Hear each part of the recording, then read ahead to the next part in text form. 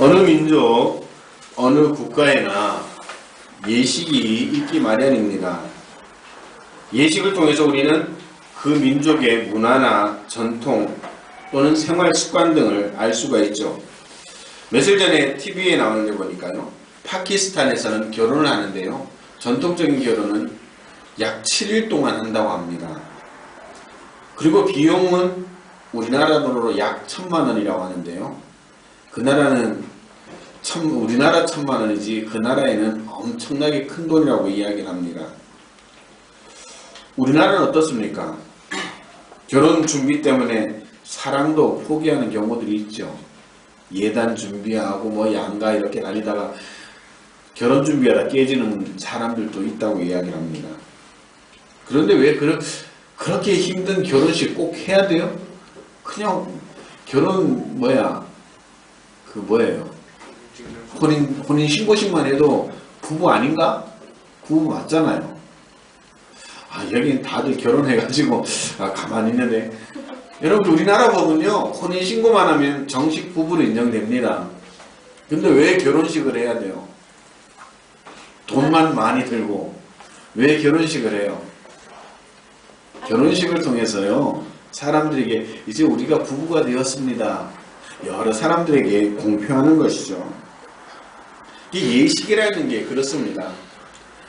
사실 안 해도 되는 겁니다. 그래도 해야 하는 이유는 뭡니까? 많은 사람들 앞에 우리 결혼합니다. 장례식 안 해도 되죠? 그냥 갖다 묻으면 됩니다. 아니면 태우면 되고요. 근데 왜 합니까? 이분 돌아가셨습니다. 그래서 이분 살아오신 동안 우리가 추억하면서 그분을 기리는 겁니다. 3일 동안. 모든 예식이 그런 거죠. 교회도 그렇습니다. 교회도 여러 예식이 있는데 그 중에 세례식, 우리 기독교의 본질입니다.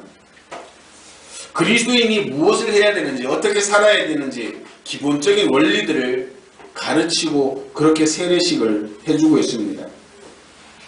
오늘 우리 교회에서 행하는 세례와 성찬, 성례식, 즉 거룩한 예식을 하고 있습니다. 세례식 꼭 해야 됩니까? 그렇게 질문하는 사람들이 있어요. 안 해도 됩니다. 세례식 안 했다고, 세례 안 받았다고 구원 못 받는 거 아닙니다. 그럼에도 불구하고 왜 세례식을 합니까? 많은 사람들 앞에 나 세례 받았습니다. 그 이야기는 뭐예요? 나는 이제부터 교회의 정식 멤버가 되기를 원합니다. 내가 정말 예수님 가르침대로 한번 살아보려고 노력하고 그렇게 노력하는 증표로 제가 세례를 받습니다. 그게 바로 예식입니다. 해도 되고 안 해도 되는 거지만 함으로써 내 마음을 결단하고 여러 사람들에게 공표해서 그 여러 사람들이 나를 주목함으로 내가 좀 더 절제되고 통제된 삶을 살아갈 수 있도록 하는 것이 바로 그 예식이라고 하는 것이죠. 세례 못 받으신 분들, 난 세례 못 받았으니까 나는 이게 천국 가에 걸렸나? 아니요, 세례 안 받아도 천국 갑니다. 천국은 어떻게 간다고요? 예수님만 믿으면 가는 거예요. 난 세례 못 받았는데 천국 못 가겠네. 아닙니다.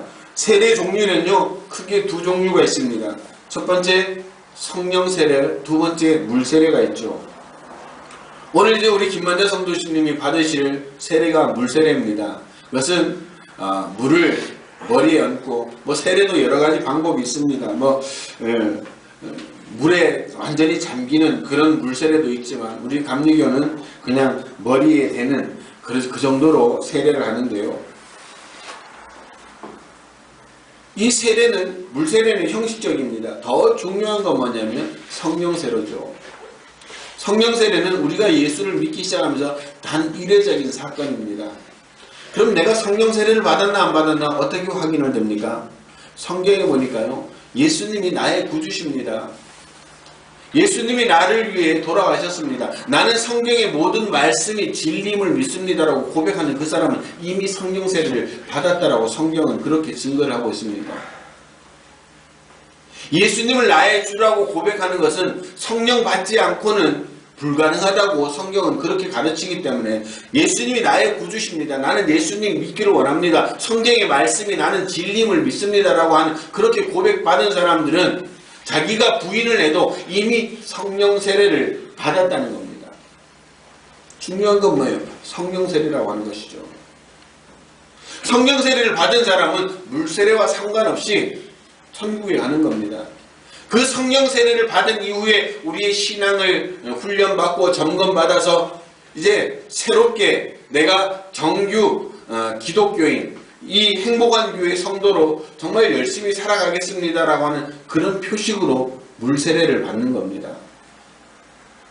그러나 물 세례를 우습게 봐서는 안 되겠죠. 왜? 물 세례를 받아야지 이 행복한 교회의 정규 멤버가 되어서 교회의 일들을 같이 나누어 고민하고 감당할 수 있기 때문입니다. 아무리 똑똑하다고 할지라도 그리스도를 나의 구주입니다라고 고백하지 않는 사람은 결코 세례를 받을 수도 받지도 못한 사람이라는 사실을 기억하시기를 바랍니다. 물세례 안 받아도 되죠. 안 받아도 되겠지만요. 물세례 교회 법상으로 물세례를 받지 않는 분들은 성례전에 참여할 수가 없습니다. 우리가 매월 첫 주마다 이렇게 성찬식을 하고 있는데 우리 감리교 헌법상으로 세례받지 못한 분들은 성찬식에 참여할 수가 없습니다. 이 성찬은 거룩한 예식이기 때문에 그 거룩한 예식에 합당한 자격을 갖추어야 되는데 그 자격의 첫 번째가 바로 물세례 받은 사람의 하나에서라고 하는 것이죠. 그래서 우리 친구들도 우리 정남이도 성호도 이제 앞으로 세례를 받아야 되겠지. 알았어. 내년쯤이면 이제 세례를 받고 우리 행복한 교회 정규 멤버로서 그렇게 살아가는 그런 귀한 은혜가 있게 되기를 주님의 이름으로 축원합니다. 조금 전에 말했던 것처럼 세례 받는 방법에는 여러 가지가 있습니다. 침례라고 해서 침례교회 사는 방법이죠. 물에 완전히 잠기는 법입니다. 예수님도 이 침례를 받았다라고 성경은 이야기를 하고 있습니다. 그리고 관수법도 있고 살수법인데 그 법이 중요한 게 아니라 어쨌든 중요한 것은 물 세례를 받아야 된다라고 하는 것이죠. 구원의 문제가 아니지만 은혜의 방편이라고 하는 사실을 분명히 기억하시기를 바랍니다. 그래서 세례를 받으면서요, 그 세례받는 감격 속에서 놀라운 은혜가 임하는 겁니다. 성경에도 보니까 예수님이 그 세례받는 과정 가운데 성령이 임하였다라고 이야기를 하는데, 제가 어릴 적만 해도요, 중학생만 되면 중학생 되고 나서 학습을 받고 6개월 뒤에 세례를 받고 그게 습관이 돼 있었습니다. 그래서 그냥 때가 되면 받는 건 줄 알았어요. 그래서 저는 세례를 솔직하게 고백하면 저는 의미 없이 받았습니다. 물론 그 세례를 받았기 때문에 그동안 커오면서 교회를 다니지 않는 그 기간 동안에도 종교가 뭐냐고 물으면 그 세례 받은 것 때문에 저는 기독교인이라고 했습니다. 아마 그 세례 받은 것 때문에 제가 그 교회를 다니지 않는 그 순간에도 예수님을 붙잡고 있었을지 모릅니다. 그런데 그렇게 세례 받은 저에게도 하나님이 찾아오시고 성령께서 오셔서 제 인생을 바꾸어 주셨습니다. 안 해도 좋습니다 라고 하지만 안 하면 손해보는 게 물세례라고 하는 것이죠. 저는 그런데 이 물세례에 대해서 대단히 조심성을 가지고 있습니다. 제가 그것을 경험했기 때문이죠. 중학교 때 습관적으로 우리의 친구들은 다 세례를 받았습니다. 아무런 감동 없이 때가 돼서 해야 되는 관습적인 것으로 해서 다 세례를 받았습니다. 그렇게 한 저에게는 후회가 남았습니다. 그래서 저는 목회자가 되고 나서 이 세례에 대해서 대단히 중요시 여기고 있습니다. 지금까지 목회를 해오면서 저는 세례를 한번 강압적으로 받으라고 한 적이 없습니다. 심지어는 세례 교육까지 받고 세례 교육 받은 분이 아직까지 제가 마음에 확신이 없습니다. 그래서 세례 교육까지 받았지만 그분 세례 주지 않았습니다. 세례 받는다는 것은 내가 이제 그리스도인으로 책임감 있는 삶을 살아가겠습니다라고 하는 결단이고, 그 결단을 하는 가운데 하나님께서 은혜를 부어주시기 때문입니다. 그래서 저는 권면을 합니다. 이제 세례 받을 때가 되었으니까 세례 받는 것이 어떨까요? 예, 받겠습니다라고 하면 저도 기쁜 마음으로 섬기고 세례를 베풀지만 아직까지는요 확신이 없습니다 라고 하면 저는 절대 세례를 베풀지를 않습니다.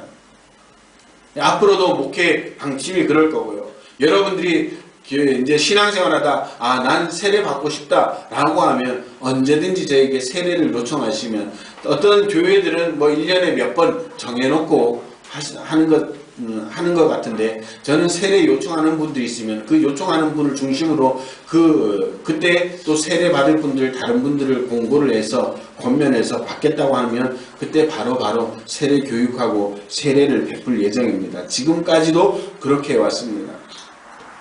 여러분들이 신앙생활하다 난 세례 받고 싶습니다 라고 생각이 되면 저에게 언제든지 요청하시기를 바랍니다. 장난이 안 받으려고? 자, 그러면 우리가 왜 그렇게 세례를 받아야 될까? 세례의 의미가 뭘까? 그것은요, 중생과 죄사함의 표시입니다. 예수님은 철저하게 하나님의 의로 인간이 되셨기 때문에 인간이 지키는 모든 것을 준행하셨습니다. 그래서 예수님이 세례받지 않아도 되신 분임에도 불구하고 세례를 받으셨습니다.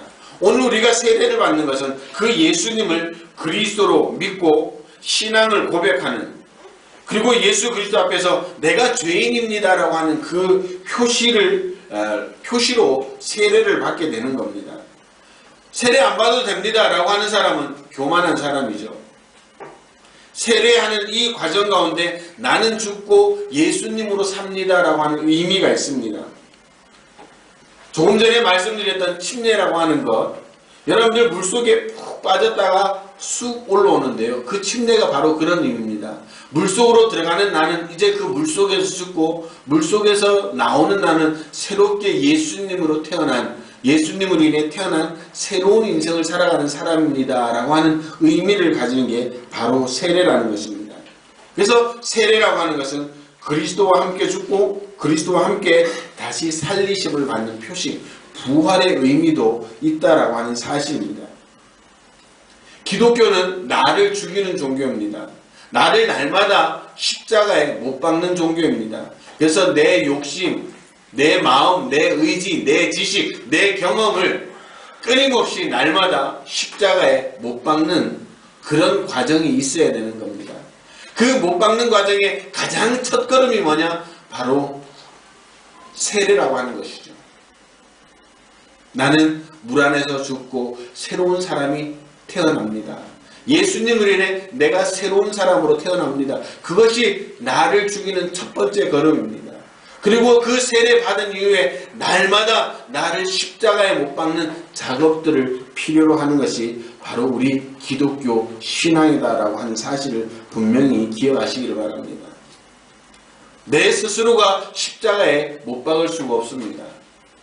하나님의 도우심, 성령의 도우심, 내 속에 성령이 오셔서 그렇게 도우실 때 나를 십자가에 날마다 못 박아 나를 죽일 수 있다라고 하는 사실입니다.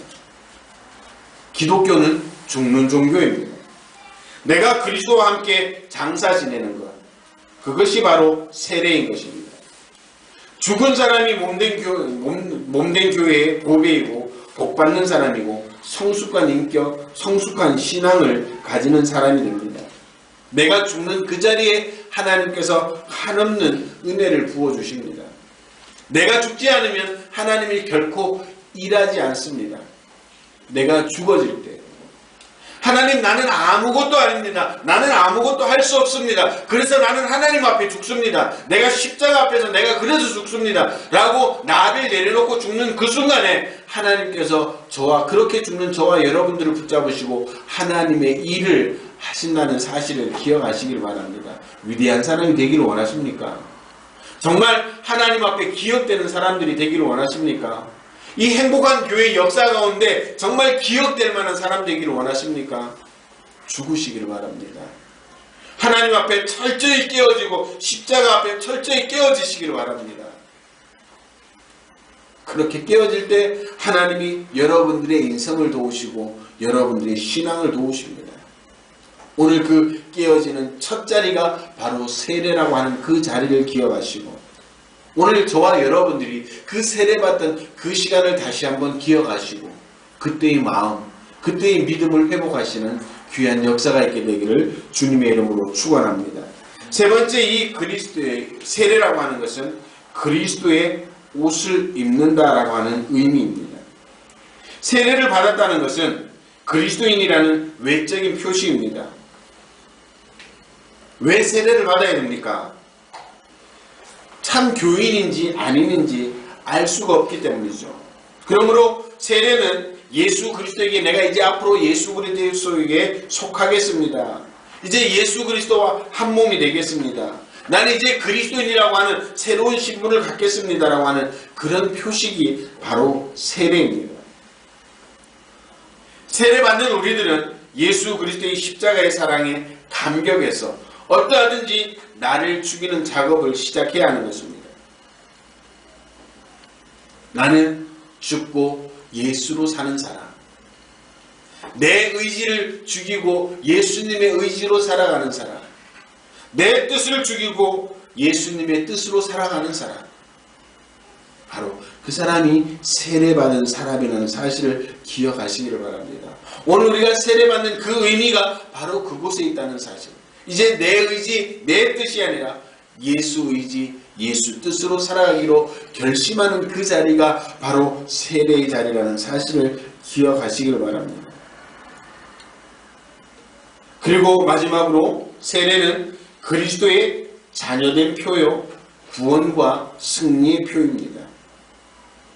내 힘으로는 할 수 없지만 이제 내 뜻을 깨뜨리고 내 뜻을 내려놓고 예수님의 뜻을 받아들일 때, 내 힘과 능력을 내려놓고 예수의 능력으로 힘입을 때 그곳에 바로 승리가 있고 구원이 있고, 또 그곳에 놀라운 기적과 표적을 통해 우리가 하나님의 자녀된 표를 나타낸다는 사실을 기억하시기를 바랍니다.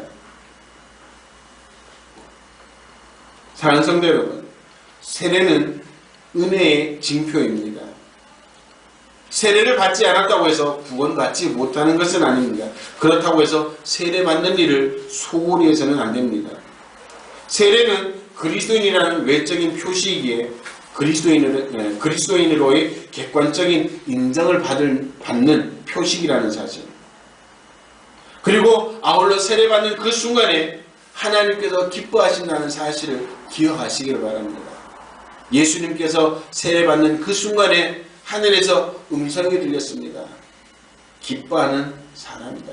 기뻐하는 아들이다. 하나님께서 기뻐하는 사람이라고 그렇게 인정을 해 주셨습니다. 세례는 내가 그리스도 예수를 구주로 고백하는 외적인 표이고, 주 위에 살고 주 위에 죽겠다는 신앙의 고백의 장소입니다. 그럼에도 불구하고 세례받기를 거부한다면 그의 신앙에 기본적인 문제가 있다고 봐야겠죠. 더 중요한 것은 오늘 우리가 읽었던 성경 본문에 보니까 세례받는 것은 선택의 여지가 없는 필수라고 하는 것이죠. 그것은 지상의 명령이기 때문입니다. 이제 세례 받으신 분들은 더 그 자신이 세례 받았던 그 첫 기쁨과 감격들을 회복하고, 오늘 세례 받는 분들은 정말 그 기쁨과 감격이 여러분들 심령 가운데 있어서 정말 하나님께서 기뻐하시는, 또 오늘 세례 받는 과정에 놀라운 성령의 임재의 사건들이 나타나는 귀한 은혜가 있게 되기를, 그래서 주의 영광을 위해서, 하나님의 영광을 위해서 모범적인 헌신과 충성의 삶을 살아갈 수 있는 그런 귀한 성도들이 되시기를 주님의 이름으로 축원합니다. 기도하시겠습니다.